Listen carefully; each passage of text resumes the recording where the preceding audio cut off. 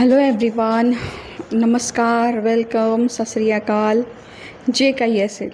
चला तर मंडळी, स्वागत आहे तुमचं माझ्या यूट्यूब चॅनलमध्ये, ज्याचं नाव आहे little.eva26. सो आज मी बनवलेला आहे तोटापुराची भाजी बनवण्याचा बेत. सो ह्याची रेसिपी कशी आहे, मी कशा पद्धतीने करते, आणि जर ह्याच पद्धतीने तुम्हीही केली तर ही खायला अतिशय चविष्ट लागते.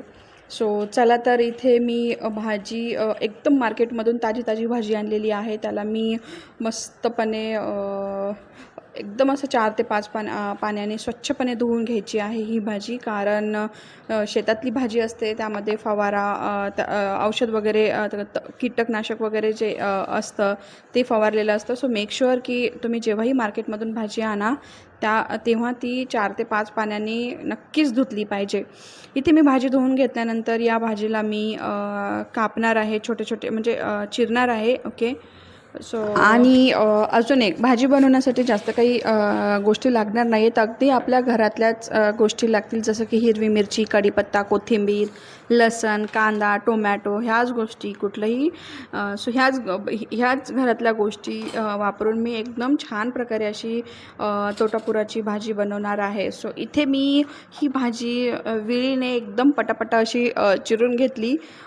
सो मला खरं तर चाकूनी कापता येत नाही. मला ज्या गोष्टी कम्फर्टेबल वाटतात मी त्याच करते. सो इथे मी सुद्धा एकदम असं विळीने पटापटा कापून घेतल्यानंतर तुम्ही बघू शकता की एकदम अगदी लहान, एकदम असं छोटं पण नाही कापायचं, बट थोडंसं कापून घेतली तर ती छान प्रकारे मसाला म्हणा किंवा बाकीच्या गोष्टी म्हणा अशा मिक्स होतात भाजीमध्ये. सो इथे भाजी कापून घेतल्यानंतर मी ठेवलेलं आहे गॅसवरती कढईमध्ये भाजीला हवं तेवढंच तेल, मी थोडं कमीच घालते, कारण या भाजीला जास्त तेल घालण्याची गरजच नाही आहे. आणि मस्त तेल गरम तापल्यानंतर मी घालणार आहे जिरे मोहरीचा तडका घातल्यानंतर मी इथे भरपूर प्रमाणात लसण घालणार आहे. कारण तसंही मी म्हणजे सगळ्याच भाज्यांमध्ये लसण जास्त प्रमाणात वापरते, कारण भाजीला काही असो नसो बट लसण मात्र पाहिजे, कारण लसणामुळेच खरं तर भाजीला चव येते, असं माझंही म्हणणं आहे. आणि माझी ही जी थॉट प्रोसेस आहे ती मला माझ्या मम्मीकडनं मिळालेली आहे, कारण माझी मम्मीसुद्धा प्रत्येक भाज्यामध्ये लसण जास्तच प्रमाणात वापरते. अजून एक, या भाजीला ना कांदे जास्त प्रमाणात टाकायचे, कारण कांद्यामुळे सुद्धा या भाजीला खूप छान अशी चव येते. सो इथे मी छान असे छोटे 4 ते 5 कांदे वापरलेले आहे, तुम्ही बघू शकता. आणि एकदम मोठे पण नाही कापायचे, मीडियम आकाराचेच कांदे घेऊन छान प्रकारे तुम्ही इथे कांदे घ्या, तेलामध्ये तळा, आणि जोपर्यंत कांदा लालसर होत नाही तोपर्यंत तो खालीवरी मंद आचेवरच करा. त्यानंतर कांदा थोडासा लालसर झाल्यानंतर मी त्यामध्ये घालणार आहे टोमॅटो. इथे मी 1 टोमॅटो घालणार आहे. टोमॅटो खरं तर ऑप्शनल आहे, कारण बरेच लोक ही भाजी करताना कुणी भाजी म्हणजे लिंबू पिळतं, बट मी इथे लिंबू वगैरे नाही वापरणार आहे. सो मी वापरणार आहे टोमॅटो, म्हणजे भाजीला थोडीशी आंबट चवही लागेल.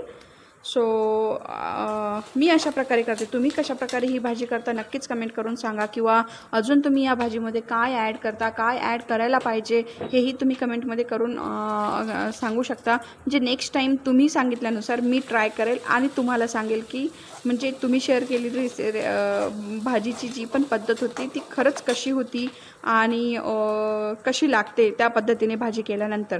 सो इथे मी टाकलेले आहेत कढीपत्त्याची पाने.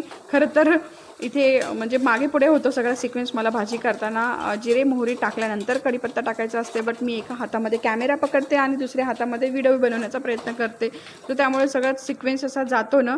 इथे कांदा भाजल्यानंतर मी टाकणार आहे त्यामध्ये टोमॅटो. भाजीला आंबट चव येण्यासाठी मी आधीही सांगितलेलं आहे की टोमॅटो ऑप्शनल आहे. It is up to you whether you want to keep it or not. So छान प्रकारे मी इथे अजून 3 ते 4 मिनटं भाजून घेणार आहे. त्यानंतर मी घेतलेल्या आहेत हिरव्या मिरच्या मी इथे कच्च्याच घ्यायच्या आहेत आणि मिक्सरमधून काढून मिक्सरमधून काढून ह्या भाजीमध्ये आपण वापरणार आहोत. अजून एक गोष्ट, ह्या जी हिरव्या मिरच्या आहेत आपण त्या तेलामध्ये जास्त वेळ नाही भाजू द्यायच्यात. ओके 2 ते 3 मिनटं किंवा अगदी 1 मिनटं जरी ह्या तेलामध्ये टाकून जर खालीवरी केलं आपल्या कांदा आणि टोमॅटोच्या फोडणीसोबत तरीही बस झालं. सो मंडळी, अशा प्रकारे मी ही भाजी बनवते. सो इन बिटवीन मला तुम्हाला एक गोष्ट विचारायची आहे. जर हा व्हिडिओ तुम्ही फर्स्ट टाईम बघत असाल किंवा या व्हिडिओवरती जर तुम्ही नवीन असाल तर व्हिडिओला लाईक, शेअर अँड सबस्क्राईब करा. म्हणजे अशाच प्रकारचे नवीन नवीन व्हिडिओ बनवण्याचं मलाही मोटिवेशन मिळते आणि तुम्हालाही नवीन नवीन रेसिपी शिकायला मिळतील. अगदी साध्या पद्धतीने आपल्या अगदी घरगुती सामानापासूनच. मी जास्त मसाले वगैरे नाही वापरत भाज्यांमध्ये, बट जेही करते, बट मी ज्या पद्धतीने भाजी करते त्या पद्धतीने खरंच ती अतिशय रुचकर आणि चविष्ट होते, एवढंच मी सांगू शकते. सो इथे टोमॅटो आणि कांदा भाजल्यानंतर आपण त्यामध्ये घालणार आहोत हिरवी मिरची. छान प्रकारे कांदा टोमॅटो भाजून घेतल्यानंतर आता वेळ येत आहे ते म्हणजे हिरवी मिरची टाकायची. सो ही हिरवी मिरची मी कच्चीच घेतलेली आहे. इथे जस्ट मिक्सरमध्ये थोडंसं ग्राइंड वगैरे करून, एकदम पण बारीक करून नाही घ्यायची. सो ह्यामध्ये मी थोडासा लसूण पण टाकलेला होता. सो इथे बघू शकता की तुम्ही मी हिरवी मिरची 1 ते 2 मिनटंच थोडीशी तेलामध्ये परतवायची आहे. जास्त वेळ नाही हे करू द्यायची, कारण ह्या भाजीमध्ये ह्या मिरचीची चव कच्चीच छान लागते. सो 1 ते 2 मिनटं तेलामध्ये तळल्यानंतर मी इथे टाकणार आहे तोटापुराची भाजी.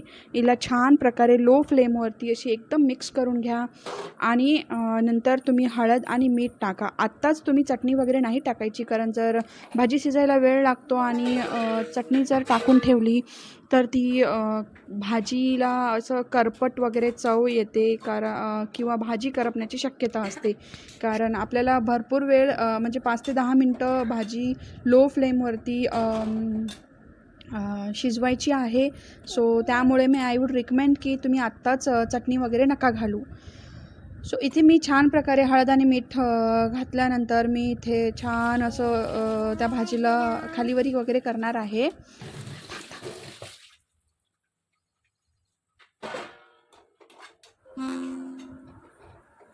छान प्रकारे हळद आणि मीठ घालून ही भाजी तुम्ही 2 ते 3 मिनटं लो फ्लेमवरती स्टीम होऊ द्या. ह्या भाजीमध्ये आपल्याला शेंगदाण्याचं कूटही घालायचं.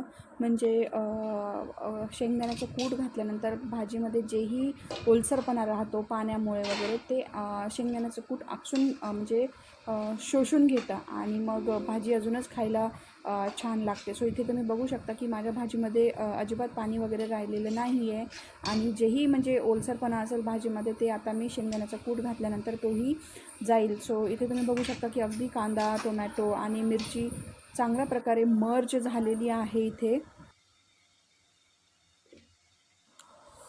चला तर भाजी छान प्रकारे वाफल्यानंतर मी इथे घालणार आहे शेंगदाण्याचं कूट. मी इथे जास्त क्वांटिटीमध्ये घालणार आहे, कारण माझी भाजीही जास्तच आहे.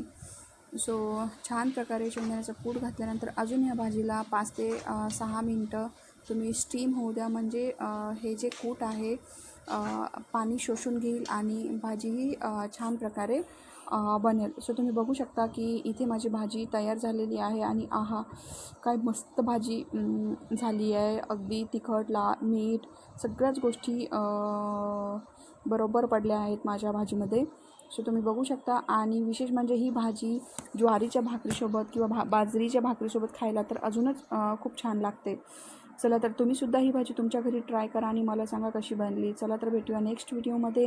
व्हिडिओ आवडल्यास लाईक शेअर आणि सबस्क्राईब करा आणि मला सजेस्ट करा की नेक्स्ट रेसिपी कुठली तुम्हाला बघायला आवडेल. इथे मी माझं जेवण एन्जॉय करते. तुम्ही बघू शकता भाजी एकदम अशी मस्त झालेली आहे. चला तर मी माझं जेवण एन्जॉय करते, तुम्हीसुद्धा करा. Thank you. Take care. Bye all. And like share and subscribe नक्की करा. थँक्यू.